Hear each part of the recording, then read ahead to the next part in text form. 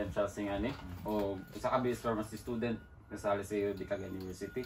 Ug sa mga po sir? Ako dahil si Leo Singani. Sa former kagawad ni sa Barangay Sagaran for 16 years. May buntag sir. So alam sir, na ako diri kon sa imong atuangan timotana ko about sa mga violence against women and children nga kay tabo sa tuwa sa atong palibot. So sir, mangutana ko sir, unsaon how can someone report violence against women and children in the barangay?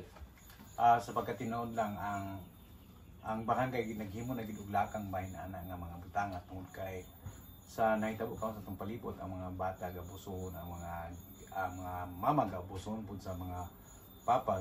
So ang barangay naghimo og lakang kung sibisan kinsa nga silingan nga makabalo nga ang usa ka bata giabuso sa ginikanan o mama ba o papa, kinahanglan gini i-report diha dayon sa barangay. Kung ang mama pod dapat gud nga i-report gid siya kay kung ang usa ka silingan nakabalo nga kana siya nga bata o babae giabuso sa amahan, ang inahan, ang mga ginikanan giabuso nilang anak.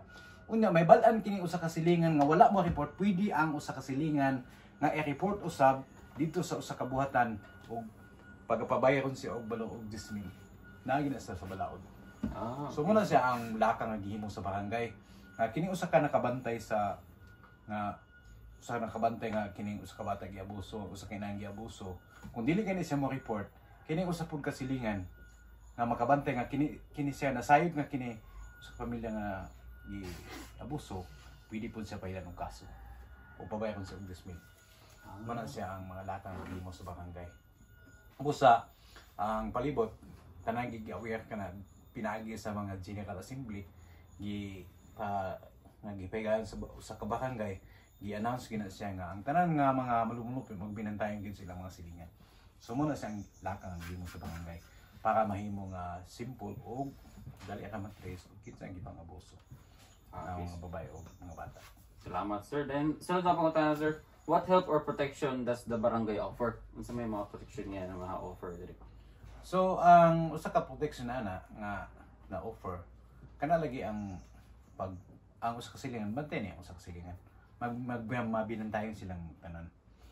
Dayon true kung naa ginaabuso, so na may healthcare, mga healthcare units na ada sa barangay hall, na may mga bantay bayan. So kung ang usa ka babae na abuso siya, so mahimo siya nga ipapuyo sa diha o protektado siya sa barangay, mga bantay bayan o mga health workers nga naada nga na-assign. Muna siya ang lakang. Okay sir. Then why is it important to report gender-based violence? Yung gender. Para mong nga ang kining gud nga mga kaso, para mong nga importante kay nga ma-report gid siya diha para nga walay mag-anad nga maghimo og mga dautan sa ilang tagsatag sa kapamilya.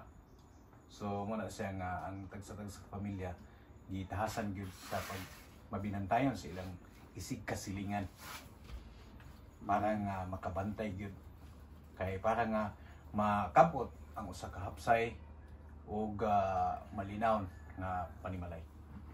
Okay sir. Salamat kay sir sa imong pag-interview karon no. Salamat kay good og kuan. Mga tanan no, salamat kayo. Ang buntag.